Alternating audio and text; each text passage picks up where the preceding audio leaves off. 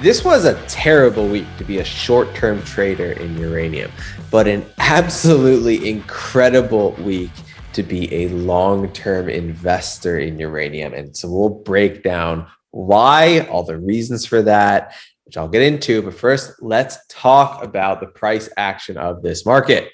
North Shore Global Uranium Mining ETF down 16% on the week. For a reminder, in the last year, uranium is up 42%. Let's look at other assets though, because the reality is there was nowhere to hide in this market. Look at silver miners down 14%. Look at the ARK Innovation ETF down 10%.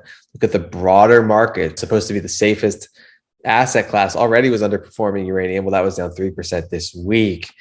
And if you just look at the chart of the broader market, you can see it wanting to just roll over, probably head a little further. My target would probably be somewhere around 3,800 on the S&P 500, or maybe like 383 on the SPY ETF, something like that. I could see that happening.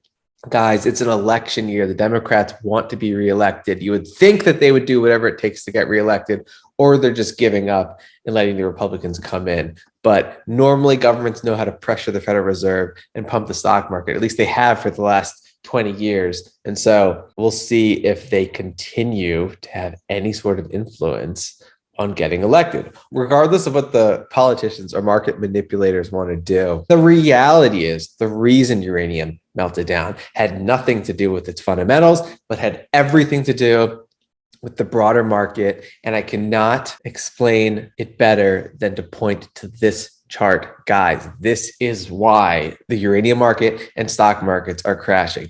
The biggest bond bubble in 800 years continues to deflate as hawkish Fed comments shake up bond markets.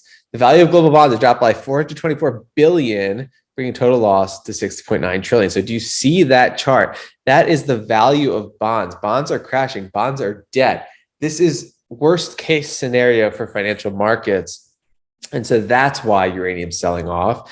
Yes, it's down 16% on the week, but for me, the more volatile an asset is, the more upside there is. And so let's discuss if the fundamentals of the uranium bull case still exist, guys. Let's go through the news of the week and what is going on. This is huge. Biden administration announces ban on Russia-affiliated ships from U.S. ports. U.S. nuclear utilities expecting shipments of Russian uranium by sea will have to find another open mode of entry into USA. Supply shock. Yes, that is the supply shock happening before our very eyes, guys. The uranium trade is all about supply-demand mismatch and how there is not enough above ground uranium supply to meet the growing demand. So here we are hammering Russia. They provide us with like 20% of our uranium, and now we're not going to get it. And so the price is going to have to spike in order to incentivize US production. But look at the state of US production. Through fourth quarter of 2021, production is 88% higher than the third quarter total. It is 98% lower than the 2015 2019 5-year range. Look at where it is. It's literally almost at an all-time low. Look at what it did in 2019. These are COVID supply shocks mainly. And so there is a supply crunch, guys. The supply side is very sickly. Let me give you a chart which kind of maps this out. Look at this, 2018 to 2040 uranium supply and demand.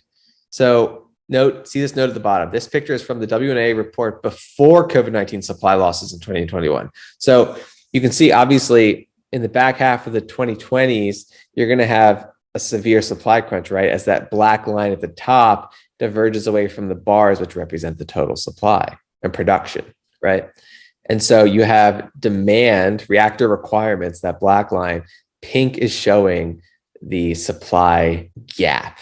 And so the yellow, see the restarted idle capacity, those are assumptions, and it doesn't even include the supply loss from one, COVID restrictions, and two, this new Russian ban on uranium. So this chart is outdated. I want to see a new one from, the World Nuclear Association, but guaranteed the demand side is going to go higher and the supply side is going to go lower. And so when you have liquidity driven sell-offs like this, like we're seeing today, global bond collapse, I have mentioned how that is the biggest risk to this market, but the implications of this are huge because the spot price of uranium is also selling off. And so this chart showing the supply crunch, not even reflecting the true reality of what's going on, this chart just gets worse the lower the spot price goes, right? Because mines are no longer incentivized to produce. And so this is all just tightening the screws even more into the supply squeeze. That's why this was an incredible week to be a long-term investor. And so that's the supply side. Let's go back to the demand side, right? This is out of Time magazine. As Putin threatens a nuclear disaster, Europe learns to embrace nuclear energy again. Across Europe, there's been a growing acceptance that nuclear energy is vital to fight climate change, and Russia's invasion of Ukraine has catalyzed that trend by injecting a national security argument. And as a leader in revolutionary nuclear technology, the US stands to be the chief geostrategic beneficiary of any revival. I've showed you how weak the US production is, but that has to pick up. And I think our leaders realize that. Ohio Congressman Bob Latta is pushing for US nuclear independence, introducing this act of 2022 to establish a national strategic reserve, as well as a program to ensure production, conversion, and enrichment of domestic uranium.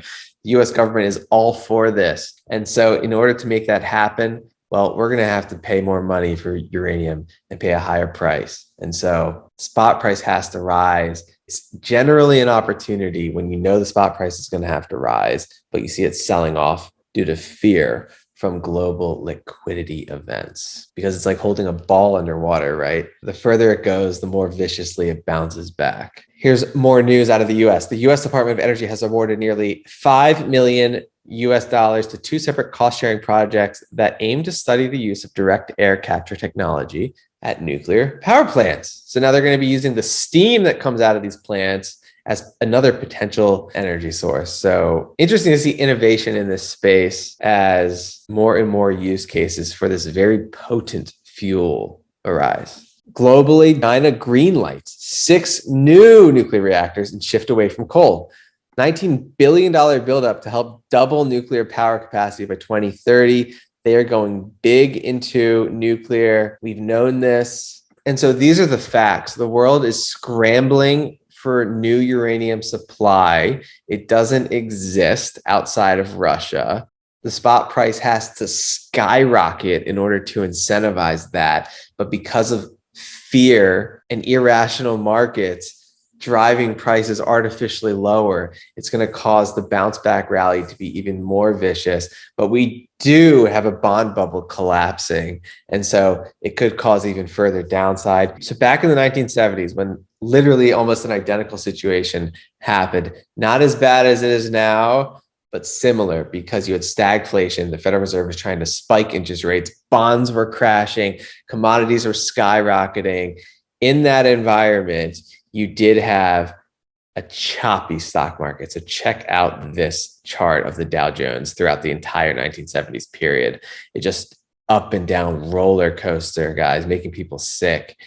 But look at where it was coming from, just a huge melt up. And that is the type of melt up that we are seeing today if you look at the NASDAQ chart. So this is the NASDAQ chart right now, very similar to like where the Dow Jones was in 1965, right before the stagflationary mess hit. It was volatile, it was crazy, but this show is about uranium. So let's figure out kind of how commodities behave in that type of environment.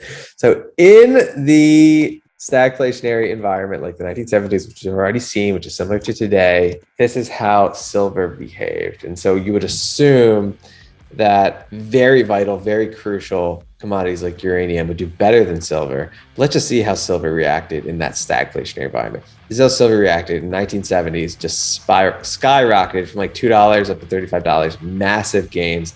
Generally, commodities follow each other. Let's look at the price of oil in that time, because we know that the higher oil goes, the more people turn to uranium.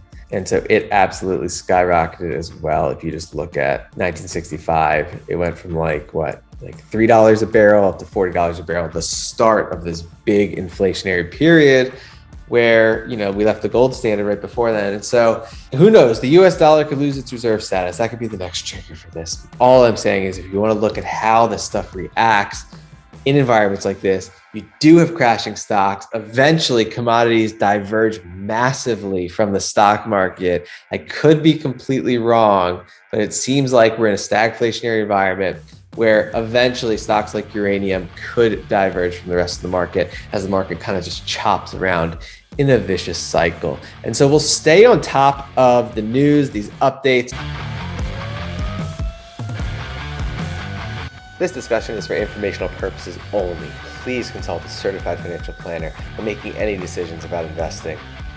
And do your own research before making any decisions. Investments are risky and you can lose lots of money in them.